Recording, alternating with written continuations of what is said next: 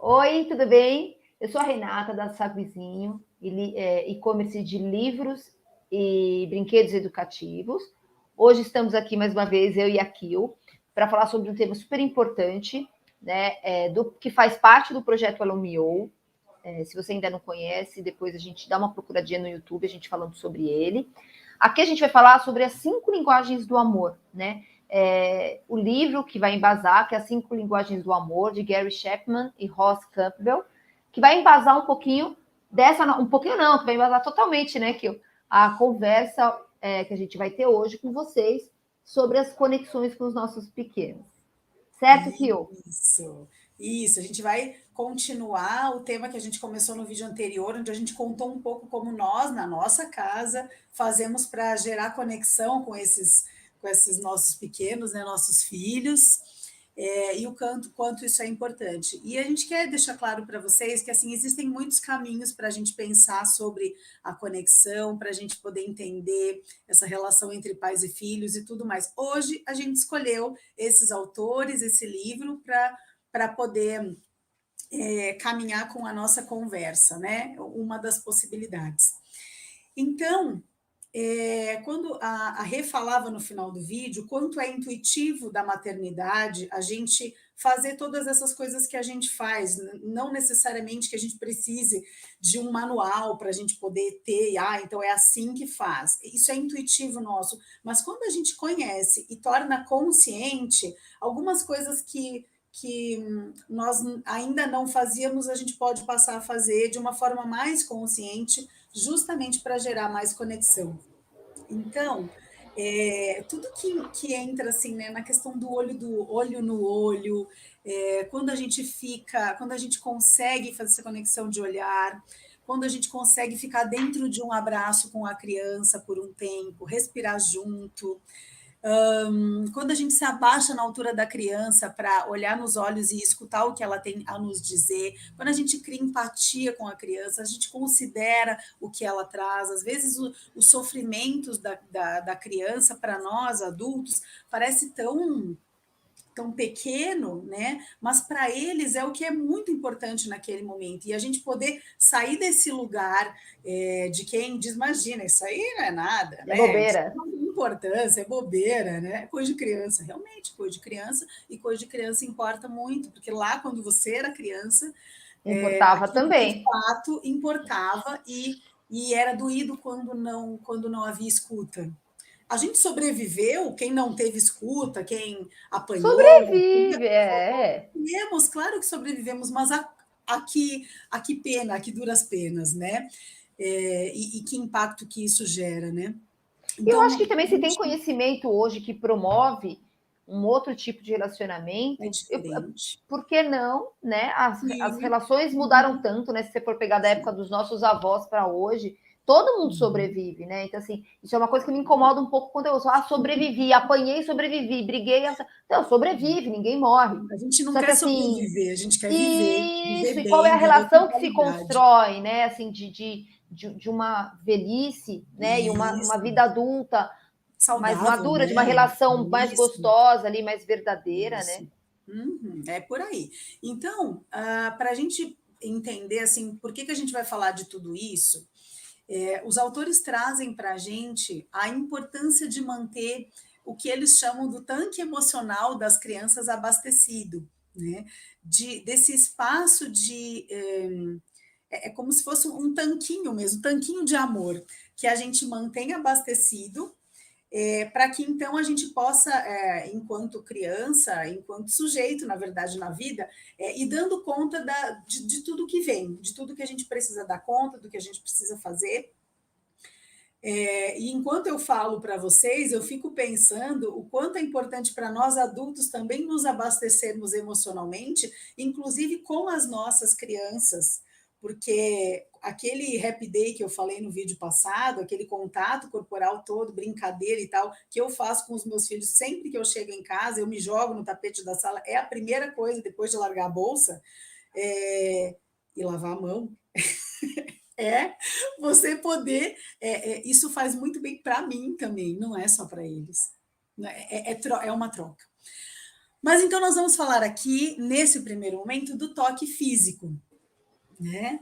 Eles dividem, então, as 5 linguagens do amor entre, já vou dizer, né, todas, o toque físico, as palavras de afirmação, o tempo de qualidade, os presentes e os atos de serviço.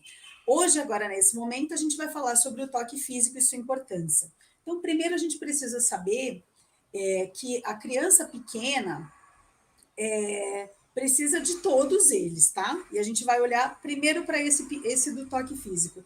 As crianças pequenas precisam muito, imagina, um bebezinho, a gente tem falado disso, né, nessa construção, ele é totalmente corpo, ele está colado no corpo da mãe, amamentando ou não amamentando, ele precisa do corpo do adulto, do toque, para sentir que ele está vivo, que ele está presente, que ele é contido por alguém, né, que alguém pode dar conta dele. A criança vai crescendo e ela vai continua demonstrando essa necessidade de formas diferentes, né?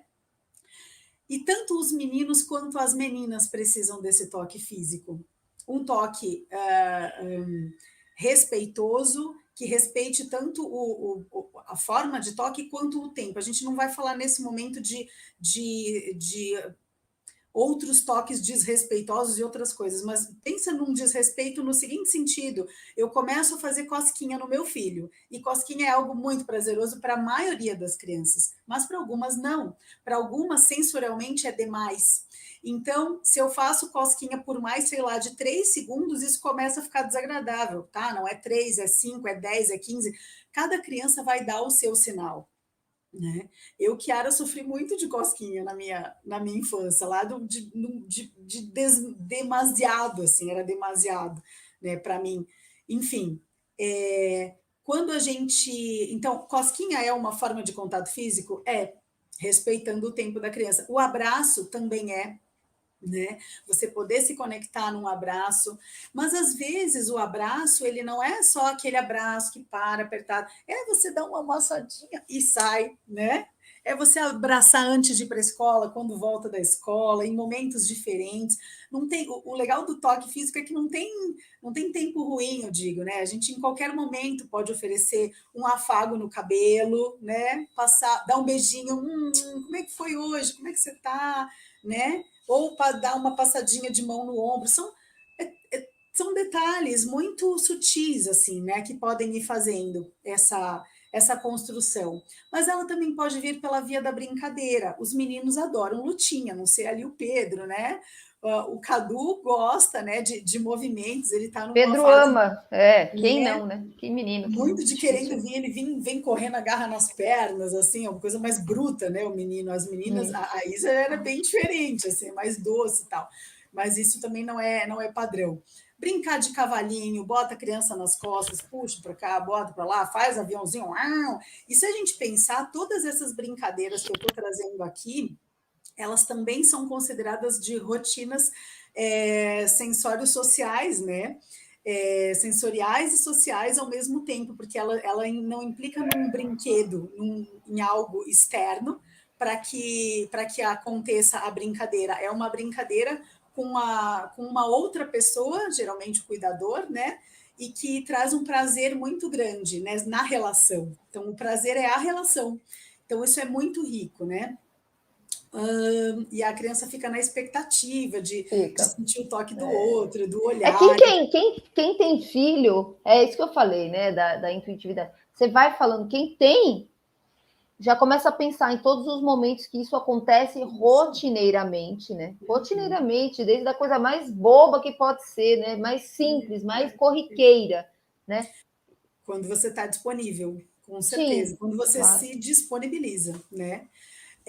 Outra forma que você pode fazer é colocar a criança no colo e ler uma história ou contar uma história. Então, o toque ele aparece de formas muito diferentes. E é importante a gente falar disso, porque por muitas vezes ainda existem adultos, menos do que uma vez, mas que entendiam o toque como uma necessidade assim de limpou, deu de comer, trocou a fralda, ninou para dormir, beijo, tchau. Era isso, né? Ainda Pega tem do carro, bastante quando bota no falam de carro. recém-nascido, Kio. Ainda quando eu ouço bastante, quando se referem a recém-nascido, ah, bebezinho é fácil, porque tem as necessidades fisiológicas atendidas, está tudo bem. Como que bebezinho, né? Não precisasse daquele calor, daquele aperto, daquela contenção, conversa. né? Daquela conversa e tudo mais. Enfim. E eu sempre digo, eu tenho uma mãe que eu atendo, mãe de um bebezinho pequenininho, que eu atendo a mãe, né? E a gente sempre conversa sobre isso, quanto a voz ela acaba sendo um prolongamento desse contato físico. Enquanto você faz o contato físico, você faz aquela fala melódica, aquela fala que é agradável para o bebê de receber, onde ele se sente acolhido e tudo mais. Daqui a pouco você coloca no berço e a fala continua da mesma forma, é como se esse toque se prolongasse um pouco mais, né? Então, são formas que a gente vai encontrando, Tanto é que né? quando você conta história para a criança, e mesmo quando ela está adormecendo, não está vendo, não para de contar, não para de contar. Ele está te ouvindo, né? Ele De está te olhinho ouvindo, fechado. de olho Está fechado, transformando no e sonho com, já, né? e com aquela voz, né, que você vai fazendo, e sobe, desce, caminha. Isso aí, exatamente. Então, todas essas formas de contato físico, elas vão enchendo esse potinho de amor. E quando está suficiente, a criança pega e sai. Pode ver. E quando ela sair, está tudo bem. E daqui a pouco ela vai precisar de novo e ela volta. A gente via isso antigamente, quando tinha aniversário, sabe, de criança, que a criança fica sentada na mesa e a criança vai, brinca, brinca, brinca, vem, senta no colo, fica um pouquinho, aí pronto, volta, vai para a exploração, vem num encontro de família, em qualquer situação, né? Que as crianças fazem esse movimento, né? Tem uma autora que depois eu vou trazer para nós, que ela fala do miolo da margarida, né? A criança faz a exploração e volta para o miolo da margarida, né? E a gente está aqui como sendo o Isso miolo da mesmo, margarida. É claro que eu te amo, agora vá para o seu quarto. Esse é o nome do livro, não me lembro a autora, depois eu vou olhar para a gente. Mas é isso, né, Rê? Você lembrou de mais algum evento importante ali, nessa questão do toque? Ah, se a gente for falar, né? Se a gente abrir, se o áudio, para quem assistir, eu tenho certeza que isso seria uma conversa que não ia se acabar nunca, né? Várias, Nunca. mas Você vai falando. podem escrever ali, né? Dividir Como é também com alguém. fundamental, né? E como assim, o que me chama muito a atenção é quando você falou da questão do respeito, né? E aí é muito interessante que quando você tem dois filhos né, que são diferentes, porque são indivíduos, e você tem essa oportunidade de observar isso nos seus. Porque quando sai da sua casa, tem questão de cultura, de educação, de uma série de coisas que também passa ali, né? Por uma questão, um monte de questão. Mas dentro de casa, dentro do mesmo ciclo familiar, né? Vamos falar geneticamente, dentro do mesmo ciclo genético ali, se é assim que se fala, dentro da mesma cultura, dentro da mesma educação proposta, né? Como são diferentes, né? Como são diferentes, por exemplo, toque, né? Por exemplo, e você falou, que você citou, porque tem muitos meninos assim, por exemplo, na minha casa, o meu menino, ele é muito mais sinestésico, muito mais assim, Gosta do toque. Ele sobe no colo, ele vem em cima. A Ana Clara gosta de brincar junto. Então, assim, ela pula em cima de mim, ela sobe na minha cabeça, ela faz, mas assim, pegar no colo é só quando ela quer.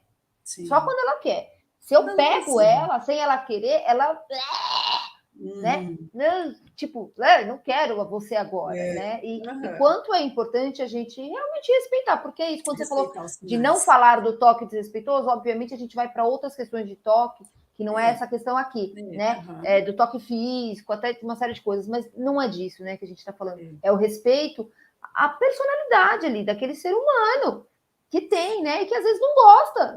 Gosta uns mais, outros menos. Dá sinais. A ler, do tipo assim, ó, você está fazendo uma massagem. Não tá quer. Ótimo. Daqui a pouco não está mais ótimo. Daí ela vai começar a fazer assim.